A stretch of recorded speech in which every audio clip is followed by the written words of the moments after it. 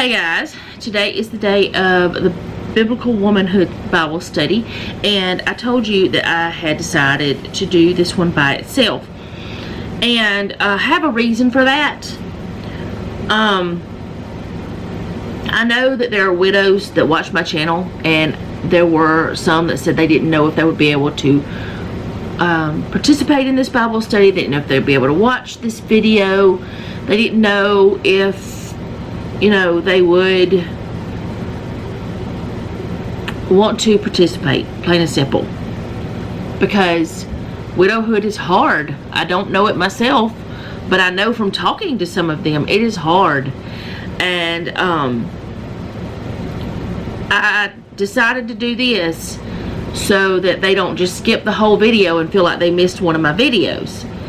And yeah, they're still going to miss one of my videos if they don't watch this, but that's fine. This is just going to be the Bible study. I won't be doing anything else in it like I normally do. Because normally, oh hush. Normally I have something else and then I do the Bible study. But just for some reason I felt like this would be the most gentle way to do it, I guess. I don't know. I could be wrong. I could be completely wrong. But I just thought it might be better for those ladies who don't want to participate in this specific week. And they can always participate in others, because this book is not just about marriage. And you guys, I hope they know that, which I will actually. I did not elaborate in my other video when I said something about it, so I probably will say it some other time. I don't know. My hair is really bugging me because it's down, and I shampooed it last night, and it's, for some reason, the conditioner that I'm using right now makes it super thick feeling, and like it just doesn't feel right. It actually doesn't feel as conditioned. But we're not talking about hair today, other than it's bugging the poop stank out of me. It's just bugging me, and it's everywhere. Look how big it is. Anyway, and my hair is, it's not thin, but it's not as thick as it used to be. But today it looks thicker than it ever has, I think. But yeah, anyway, let's get back to the important things, not my hair. There is one part of the study that I've kind of been stuck on, is at the end, and I still have not figured out if it was just my brain thinking that she took something out of context, or if she really did. And I don't want to be wrong about that. I don't want to ever say someone took something out of context or they misunderstood, unless I have proof. And I have tried to figure things out, but I haven't figured it out. But that thought is still in my mind. So this morning I decided, let's just pull Matthew out. Okay, Matthew Henry commentary. I really like that commentary.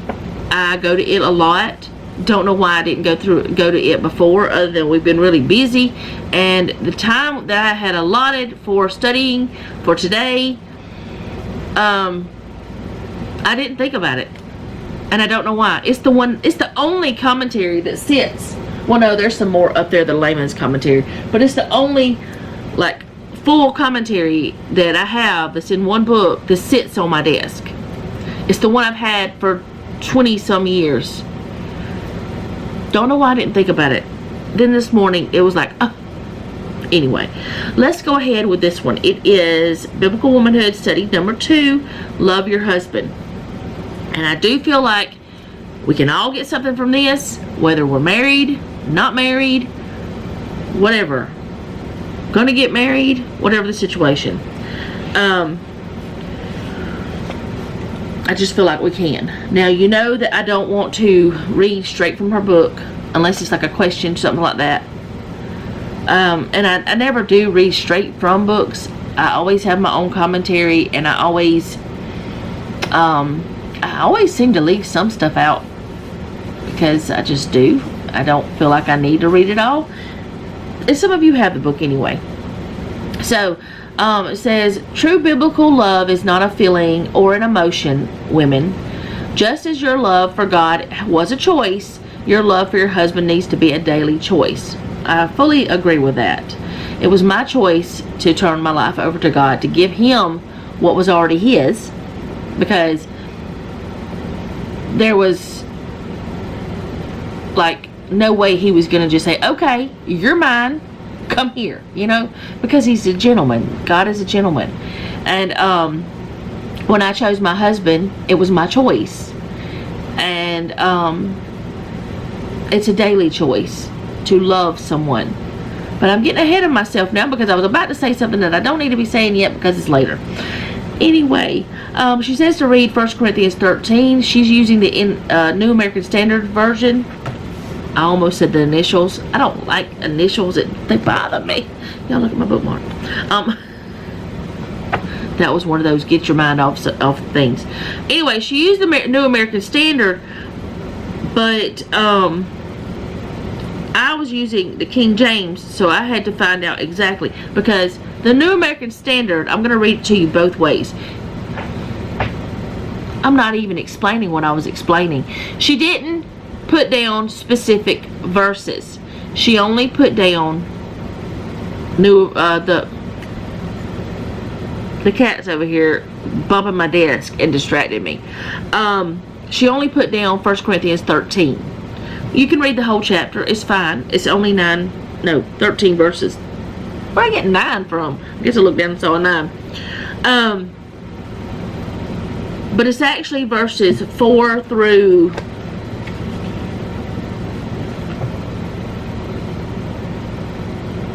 Let's see.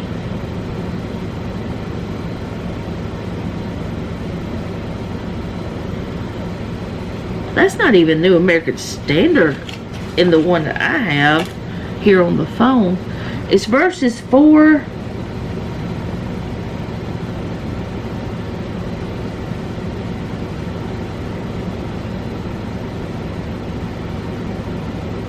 Okay, I don't know where she got the love never fails part, because it's not in the Bible here.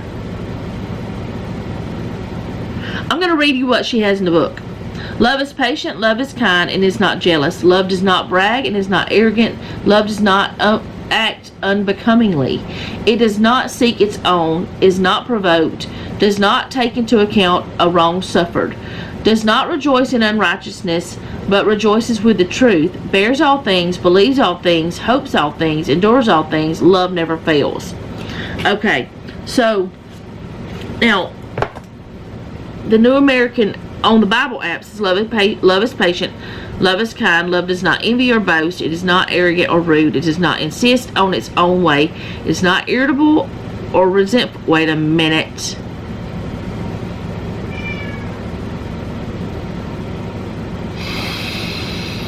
Let's change it to the New American Standard instead of the English Standard Version, and then we know that. That's why I'm so confused. I was like, wait a minute. When I looked at that before, it was right. What happened? That's what happened. I hope that's what happened. Actually, this one says love is patient, love is kind, it is not jealous, love does not brag, it is not arrogant, does not act unbecomingly, it does not seek its own, is not provoked, does not take into account a wrong suffered, does not rejoice in unrighteousness, but rejoices with the truth, bears all things, believes all things, hopes all things, endures all things. Okay, so there's more than one New American Standard, y'all, though. I mean, there's so many versions. This one is a 2020 version. It does not say love never fails on it. So maybe she just kind of, what do you call it? Abbreviate? I don't know. I don't know where that part came from. But that the reason why I was bringing this up is to show you that different Bibles can say things like have a different word. That was the whole reason I was bringing it up. And I didn't notice that the love never fails was not on the other because I didn't pay attention to it. I just found it in my Bible, on my Bible app. And also, this is the King James, and I wanted to read it from here. And it's actually, let's see, verses 4 through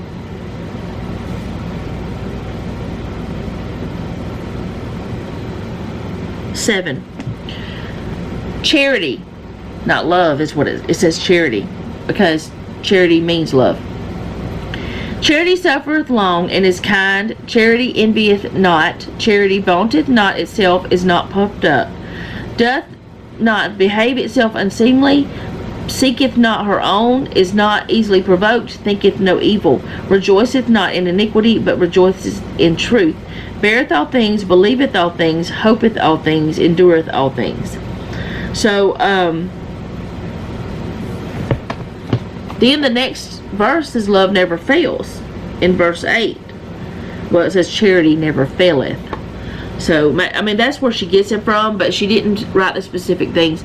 And the whole reason I was even bringing up the different versions is because I know that not everybody uses the same version. I know that I have lots of versions. I know that there are some people believe that King James, which is what this one is the only version you can read. And I do want to say, for anyone new here, I don't argue about that. I don't argue about anything in the Bible. Like, I don't argue about what version you're going to use. I don't tell you what's right and wrong. I don't tell you anything like that. And I don't condemn you if you don't like the version I use, if that makes sense. And I know I didn't say that before, and I really needed to, because I know in this study we're going to be actually pulling our Bible out a lot more than we did with the last one. But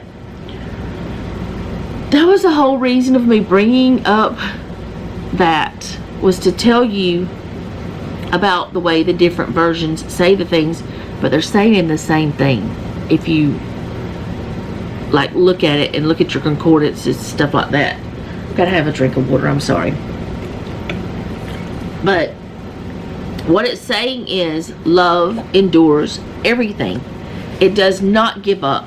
It does not fail. If it is love, it is there to stay. And it's, I'm going to get ahead of myself again, so let's go ahead and just keep going. Alright, and then she talks about how that many women are involved in their church activities. They go to Bible study, they help at the soup kitchen, homeless shelters, things like that. I mean, she didn't say soup kitchen, but that's the first thing I thought of when I thought about a homeless shelter. They're generous with their worship and with giving money to the poor and things like that. They're doing all these things. But the verse says, the above verse, is what she says, the above verses tell us that all of those good things these women are doing amount to nothing if they are not loving their husbands. Now, those verses, I don't see how they have anything to do with the husband. Honestly, I don't. This is not the one that bugged me. Because this is not talking about marriage in chapter 13. This is talking about loving someone. So, I don't really know how that she gets that, but okay. Y'all know that there's things that I don't agree with her about. And we're going to be alright with that.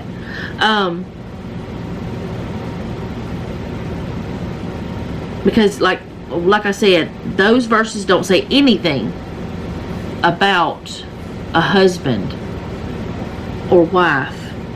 It's talking about love and exercising your gifts of love. So,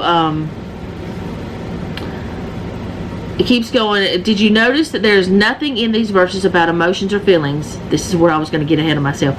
It is also not dependent upon how your husband treats you. You are only responsible for your own behavior, not that of your husband's. And then she asked a question, are you patient with your husband?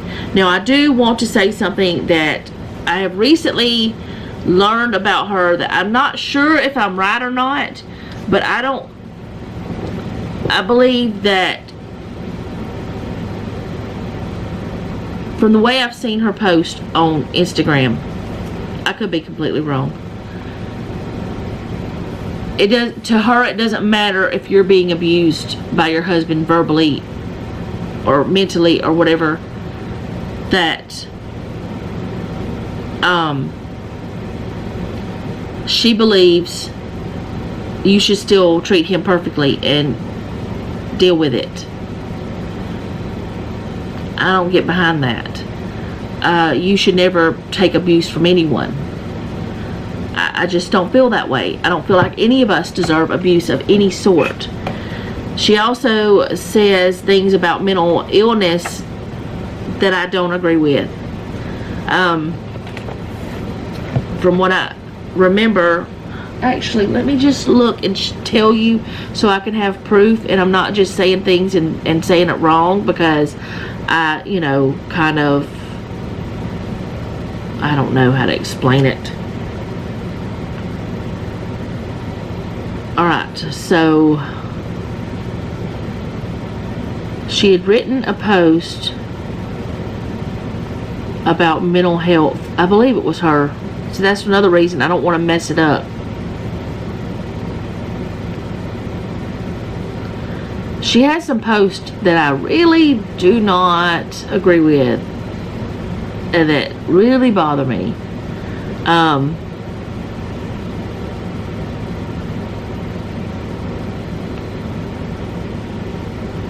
Let me find that and I'll be right back.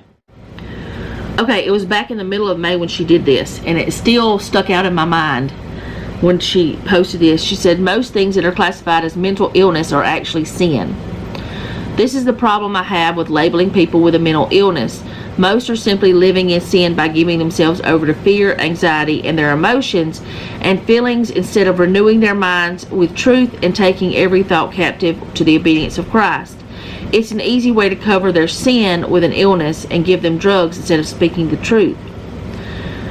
Then she went on down to the comments and said, many will most likely disagree with me on this issue. It's your right to do so, but comments will be shut down for now. I need to rest from all the contention many have with me. I try hard to stay faithful to God and His Word. I'm not perfect, as you know, and my opinions aren't popular, but I only aim to speak truth and glorify God in all that I write. Measure everything I teach by God's perfect word. Thank you. So I have. I'm very sure. I cannot think of chapter and verse right now, but I'm pretty sure there's somewhere in the Bible that says, well, it's talking about a blind person, but why does this person have this affliction? What sin did they commit? What sin did their parents commit? No sin. It's even Jesus that said it. Now I gotta look it up. But, no, I know she didn't say all mental illness. And I know there are some mental illnesses that are, there are some things that are mental illnesses that are actually sin, that they're not being considered mental illness or sin. But anyway, I cannot sit there and tell someone who is depressed because they have postpartum depression, which I did have. I had postpartum depression, it wasn't bad, but I did have that it was after losing a baby, not after having Noah and Selena. Well, I did a tiny bit after having them, but not bad. It was just like weird. I don't know. My doctor said I had it. I don't know. Anyway, I'm not going to... Daisy, she is over here moving things. You quit. What is your deal? She's losing it. She is trying to get my attention because I'm talking to y'all and not playing with her. She's going to have to get over it. This is important to me. What was I even doing with my phone? I don't even know what I was doing with my phone. Maybe I'll think of it again. But, I lost my train of thought because of her. Let me look it back. Okay, I went back and looked at what I was saying and I got off on a rabbit trail. What I was looking up is where that it was in the Bible, and I knew it was something Jesus had said. I just wanted to be right. That didn't sound right. I wanted to make sure I was correct. That's what I'm trying to say. I don't want to speak out of context. But anyway, it says, as he passed by, this is John 9:1 through, let's just go to 5. Okay. As he passed, he saw a man blind from birth, and his disciples asked him, Rabbi, who sinned, this man or his parents, that he was born blind? Okay. And I know that's not the same thing as a mental illness, but a mental illness, there is something wrong in your brain. It could be from trauma. There's a lot of reasons why people have mental illness. And I just, that just, it got under my skin. Anyway, let's keep going. Jesus answered, this is Jesus' words, it was not that this man sinned or his parents, but that the works of God might be displayed in him. We must work the works of him who sent me while it is day. Night is coming when no one can work. As long as I am in the world, I am the light of the world. That's Jesus speaking. And Jesus said, it wasn't because of any sin. It was because my work needed to be shown. My light needed to be shown. We needed to show the people that God is there, even through your mental illness. And it did get on my nerves whenever I read that. Now I've done lost where I was at. It did get on my nerves. I'm sorry. I get sidetracked sometimes. But where was I at? Down here. I was talking about how that she had made comments about, I didn't even look that one up. She had made a comment about a woman being in an abusive situation. Like, I don't remember exactly how long ago that one was. But to me, the way I perceived it, I guess is the word, it was as if you're supposed to just live with it and you're not supposed to, like, I know that in the Bible, abuse is not a reason for divorce. I know that. But it is a reason for separation, I believe. And maybe that's what she was saying. I'm not sure. It just, one thing, Instagram is not enough space for you to be telling folks stuff like that. And if you're going to unpack a whole bag, you need to, like, if you got a whole bag and you need to unpack it, don't just take a little bit out on Instagram. You write a blog post or something. You don't just take a little bit out and throw it at somebody, because they're going to totally be like, what? You know, that kind of thing. So be careful. It's for little blurbs, little things, little points, not huge, massive, this is a big thing you got to think about thing like mental illness and abuse. Abuse can lead to mental illness. I know that. Anyway, let me go back to this. Are you patient towards him? That was her question. You are not, it says, it is also not dependent upon how your husband treats you. That's what got me on the tangent, didn't it? It did. And I knew I was going to get on it because I done tried to stay off of it, but it's something that annoys me. I know that how much a husband treats me does not, like, I can still be good to him even if he treats me bad. I don't have a right to be mean to someone if I am trying to be Christ-like. But I also don't have to sit back and deal with it. I don't have to say, hey, I'm just going to be abused and you live your life and I'm going to still do this. I'm going to sit here and take it. I can say something to him. I don't know if she says you can or not, but that just got me off to another level of a crazy. You're welcome. Y'all might agree with me. I don't know. You're only responsible for your own behavior, not that of your husband's. Well, that's right. That's true. I know that. Okay, the first question is, are you patient towards your husband? I am, most of the time. I have not always been. There have been times in our marriage, years ago, where I was never patient. But I wasn't living for the Lord either. I was not a Christian. I was not doing what I should have been doing. And that is no excuse. But honestly, I didn't know how to be a wife. for the first, I don't know how many years of marriage, I didn't know what being a wife was. I didn't know, like, I don't really want to say this, but it feels like I need to say the role models I had were not the best. The people around me didn't have good marriages most of the time. And the ones that did have good marriages, I never talked to them about marriage because I was jealous of it. And I wanted what they had. But I didn't go ask. I was too young and stupid, you know? So, yes, I said I was young and stupid. But that's just how it was. But now, I try my best to be kind at all times.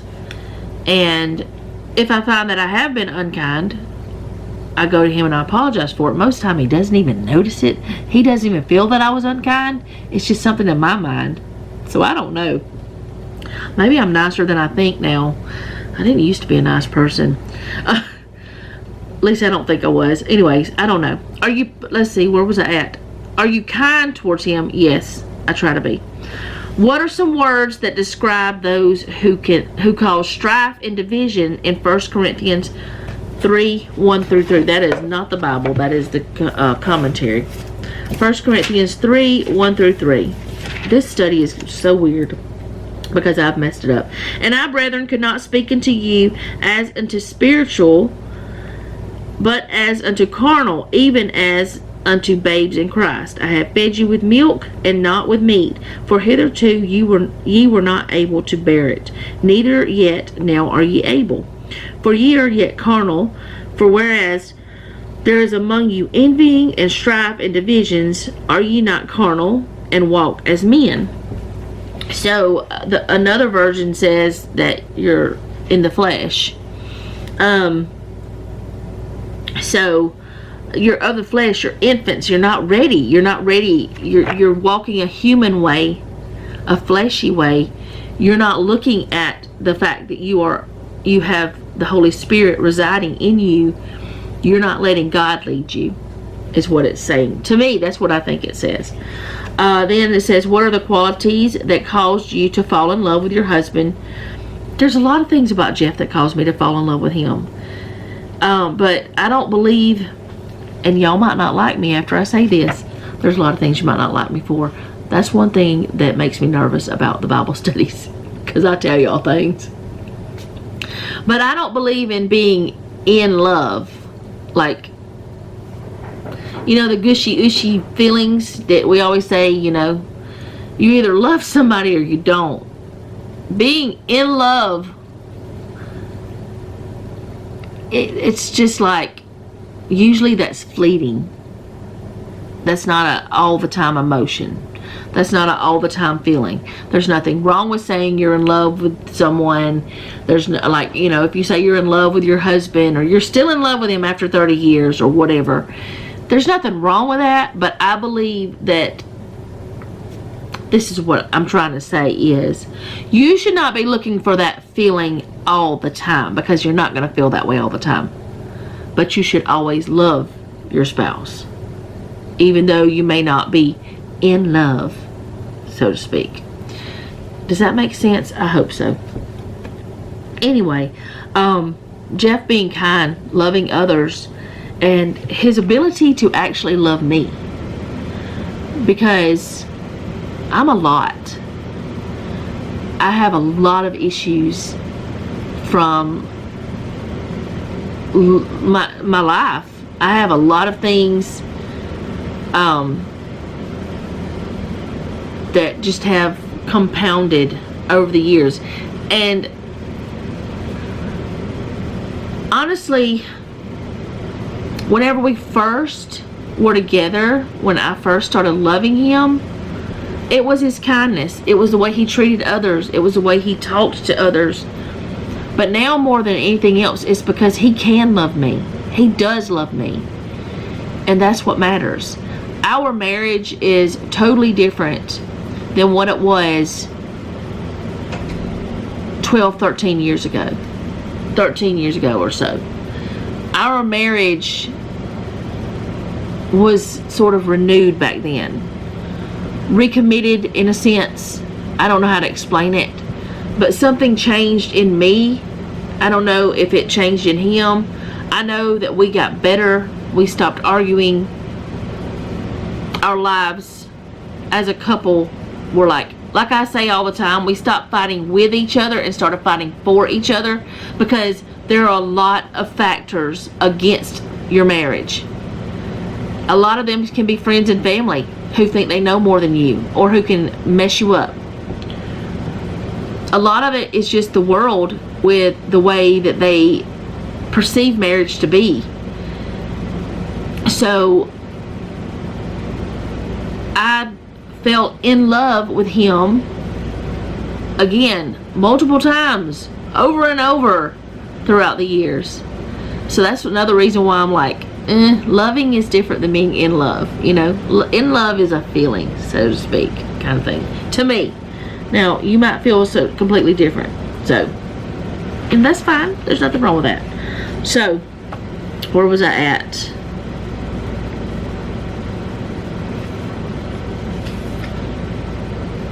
Okay. Do you still admire those qualities, and do you choose to focus upon them rather than on his faults? Yes. Jeff has faults. We all do. And once I realized we all do, and I accepted that I have faults too, that changed a lot. And yes, I do still love the qualities about him that are the good things, and I remember those. Anytime that I get like bent out of shape, so to speak, that's what I try to remember. I'm not perfect. I don't always do everything right, but I try. You know, that's all we can do is try. All right, what do you do if you have critical thoughts about him? I try to figure out where the thoughts are coming from. A lot of times when I have critical thoughts about anyone, it's coming from somewhere else, not that person. And I also try to figure out if I'm misunderstanding Jeff whenever I, like, Jeff had a very traumatic brain injury whenever he was young. He had a bicycle accident, busted his skull, was in the hospital, almost died. He has comprehension issues. One of the smartest people you will ever meet. He knows things that amaze me. He's always new things that he's talking about that I have no clue where he learned it. I don't know. He just has this little thing in there. If anything to do with anything, well, except computers. Computers and phones, forget it. He hands them to me. But anything else, it's like, he knows how cars work, and I'm like, what? He knows how all the stuff in your house, all this different stuff. He even knows how cooking and all this different. He knows more about things than you would ever think. But sometimes he doesn't know how to explain those things to you. Sometimes when I'm in one of those moods where I haven't had enough sleep or something like that, I have to remind myself that sometimes he can't explain, so I have to ask him to do it a different way. Or maybe it's just because I don't know how to understand him with some things. Like, Noah has the same issue with him sometimes, because he uses words that I have no clue what they are. I don't know where they come from. Some of them are like just what he learned whenever he was doing construction, and that's just what they called it. Construction workers did. It's not the actual word for the thing.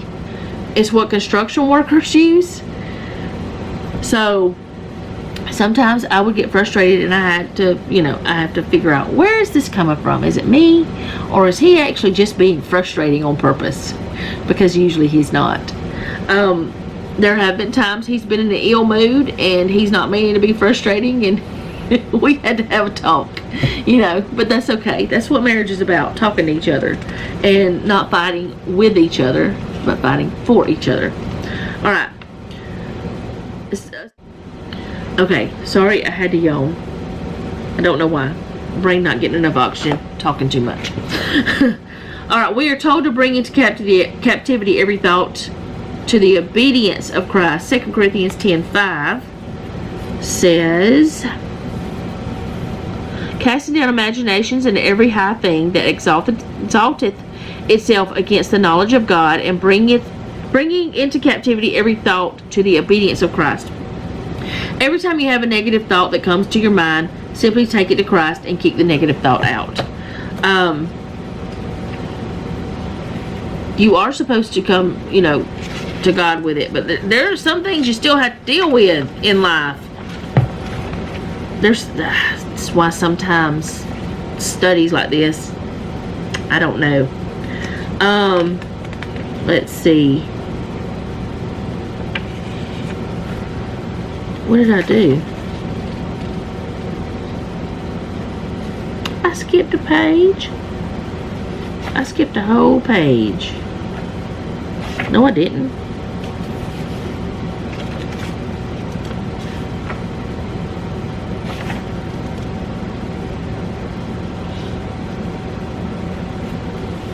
Did I skip writing something down? Oh, yeah, I did skip writing something down. Okay, I remember why I did it. Because I just didn't see the point of writing it down. 1 Peter 3:8-11. So let's go there and 2 Peter.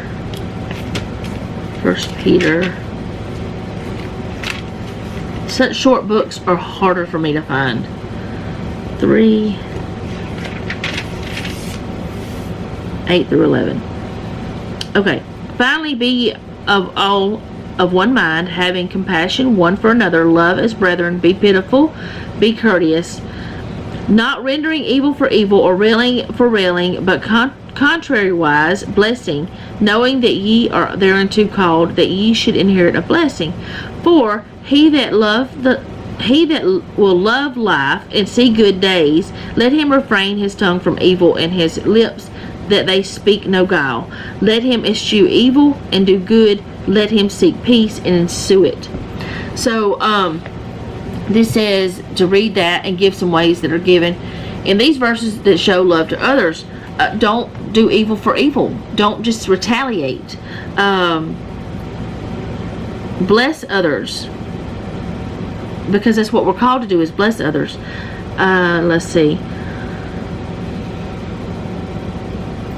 Refrain your tongue from evil. And don't speak things out. Don't speak out. Don't just fuss for nothing. Don't argue about things that don't really matter.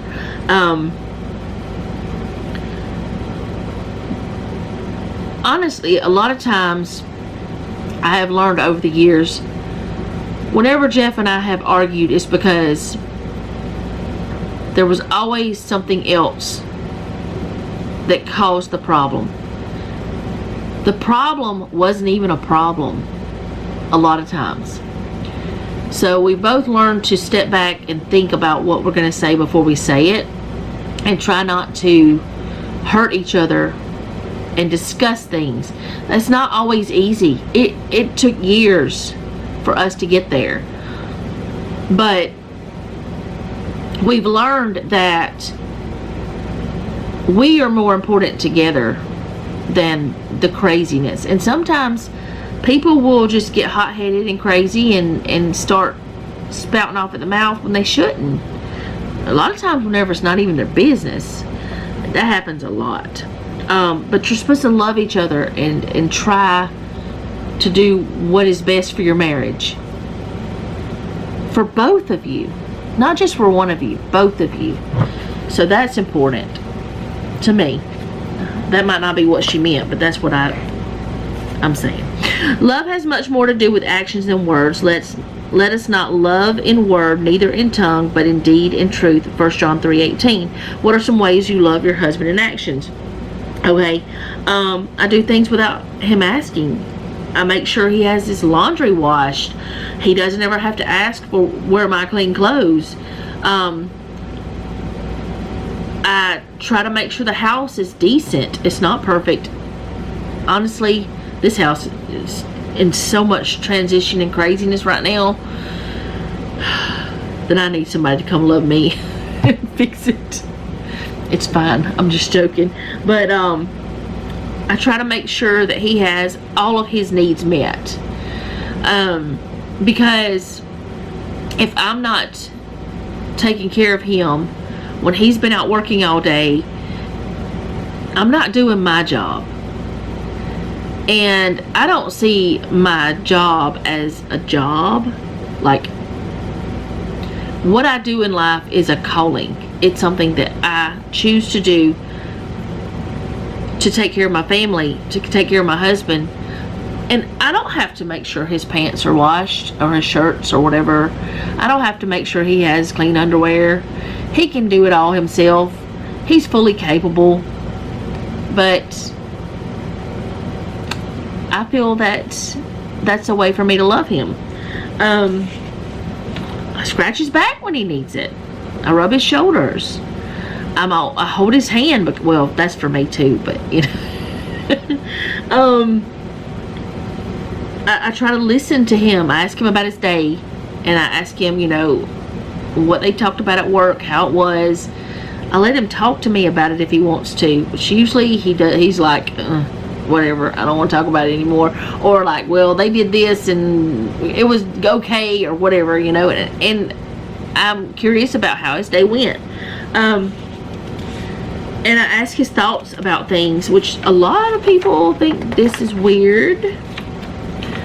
But just about everything we do in our lives, everything, whether it's me going out to eat with somebody, like whenever I was going out to eat with his sister and our friend, I would talk to him about it before I did it, before I made plans. Whenever it's like, before we make a purchasing decision, if it's above $20, I talk to him about it, unless it's groceries, which he's usually there now. I talk to him about everything. If I decide I want to do something in the house, I talk to him about it. I talk to him about everything, because this is our life. And I know a lot of women don't. They decorate their homes however they want. They don't talk to their spouse about it. Now, I do have my areas that, like my desk, I do whatever I want. He has his areas. He does whatever he wants in certain places too. But in most situations, we discuss things. And I feel like that's respecting him. And he's respecting me by talking to me about things that he's doing. So, the next one, let's see. What should a married woman care for according to 1 Corinthians 7:34? Let me get back over here to 1 Corinthians. This is the one that got me. This is the one that I had to bring Matthew out for.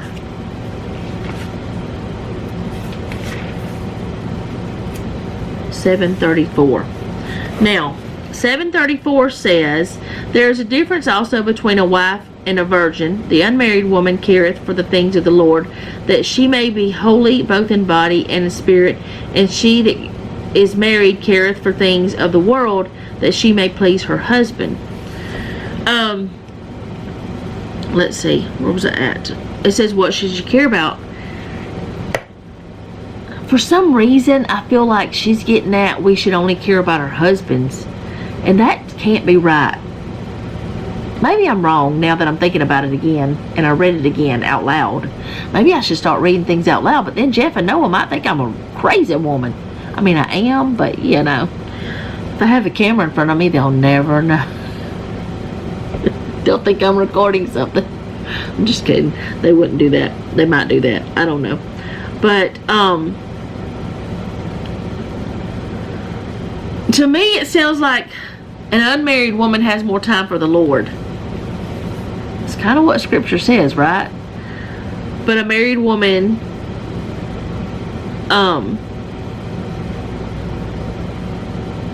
is caring about things of the world, that she may please her husband. That's not her only goal. See, that's what got me. I don't get it. Well, she doesn't say anything much about it. That might be part of the problem. She doesn't have much in the study. 734. So let's look here. What does it say?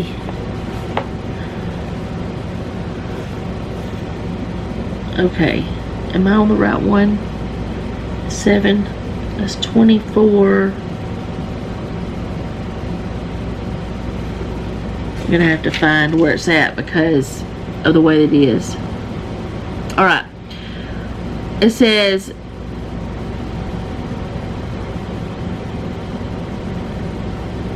the married person may be holy both in body and spirit too. It is a constant care of those in that relation to please each other.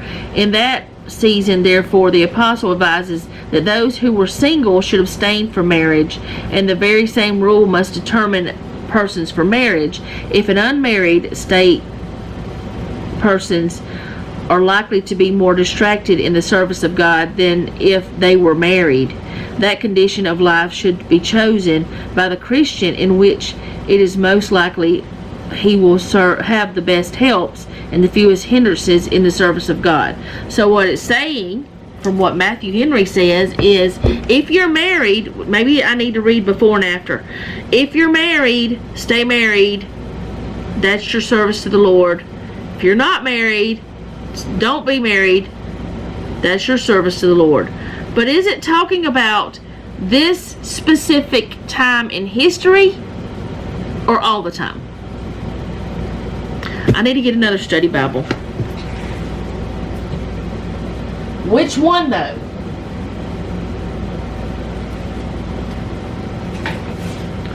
How about the cultural background one? Okay, 1 Corinthians. You went too far. 7.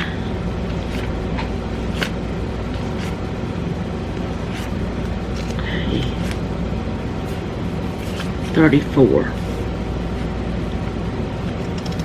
Went too far back.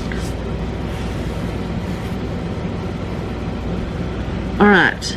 So, this says in the actual commentary part, and this is a New King James Version, cynic sages feared that marriage would distract them from the freedom of the cynic lifestyle. What are cynics? It's C-Y-N-I-C. That's not what I mean, a cynic that in my vocabulary is, I don't know. Okay, let's see.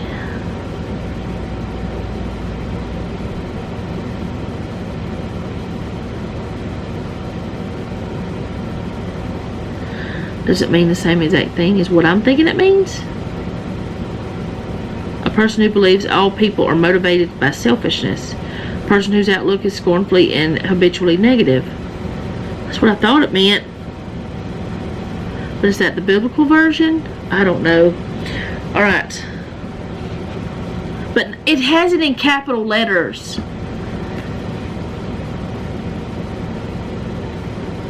That's what's getting me. Alright. Cynic. Sage. Why didn't I think about all this before?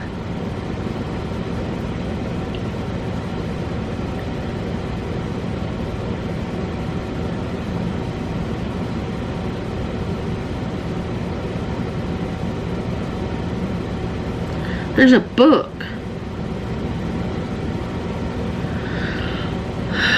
I don't even know. There's a book called Cynic Sage or Son of God, Recovering the Real Jesus in an Age of Something Other. I don't know what the rest of it says.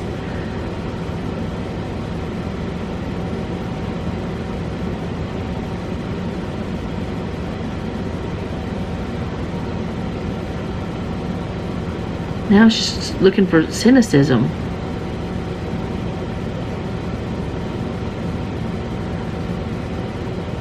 What is a cynic sage? Is that a place?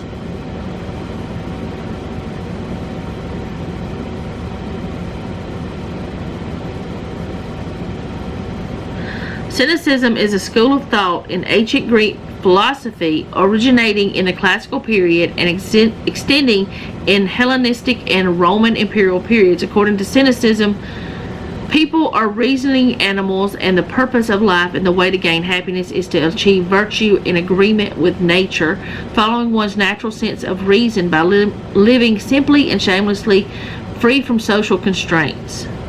The cynics, which is capitalized, rejected all conventional desires for wealth, power, glory, social recognition, conformity, and worldly possessions, and even flouted such conventions openly and derisively in public.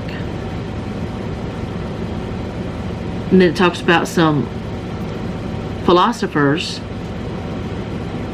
that are cynics. Okay.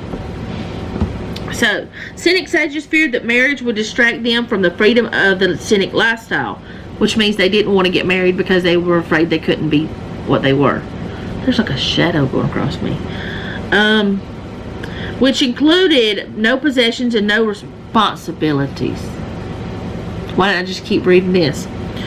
Paul acknowledges that family responsibilities can distract from pure focus on the kingdom, although he has also acknowledged that some will be more distracted without marriage, and later notes that most apostles were married. So, what Paul was saying is, if you're married, stay married. If you're not married, don't stay married. I mean, if you're not married, don't get married. Do whatever's not going to distract you from God. Like, he's not saying divorce at all. Is that what it means? Y'all gotta help me on this one, because this one is tripping me up. I mean, that's what I think it means. I think it means that at that time, in that period, probably now too, if you are closer to God as a single person, you should stay single. But if you're married, you gotta stay married either way. Is that what he means? I think that's what he means. I don't know. Alright, let's keep going. What should a married woman care for according... Well, her marriage.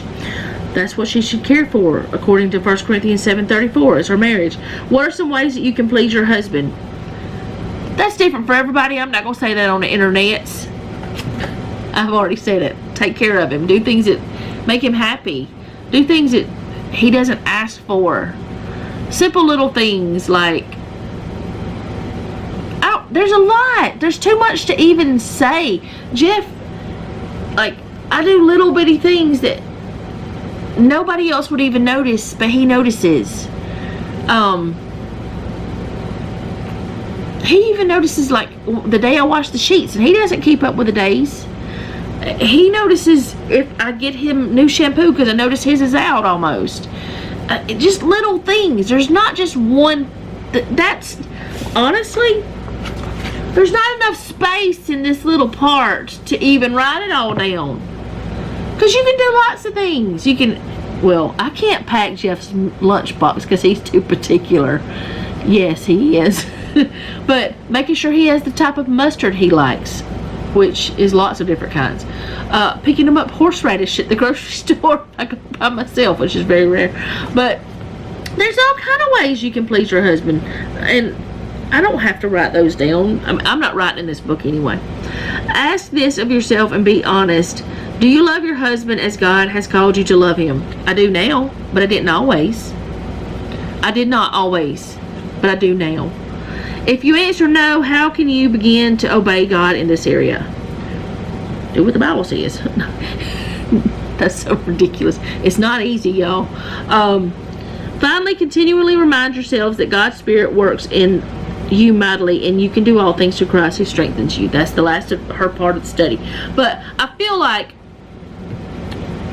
this study is good, but I also feel like it needs some more, maybe, whatever, certain things with that part, with that one, which I think it was shorter. It didn't have as many scriptures in it as the last week's, but and I might have mistook some of the things that she said.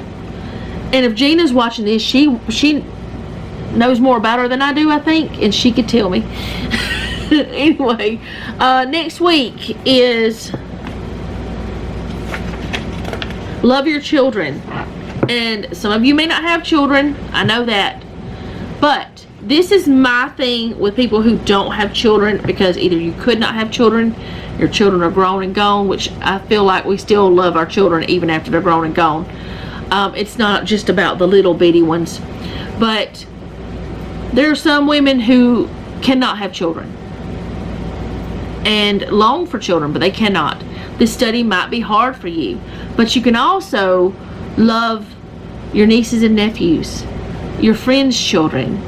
There are things, I believe, in the study that can help everyone with this part, because children need love. They just do.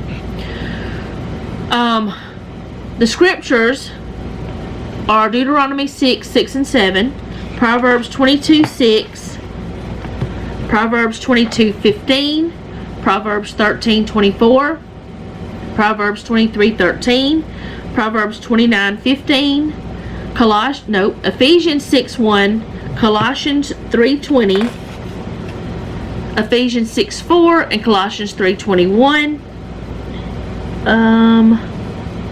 3 John 4, 1 Timothy 5:14, Psalm 127 3-5, Timothy 5-10, and 5:10. Let me start that over.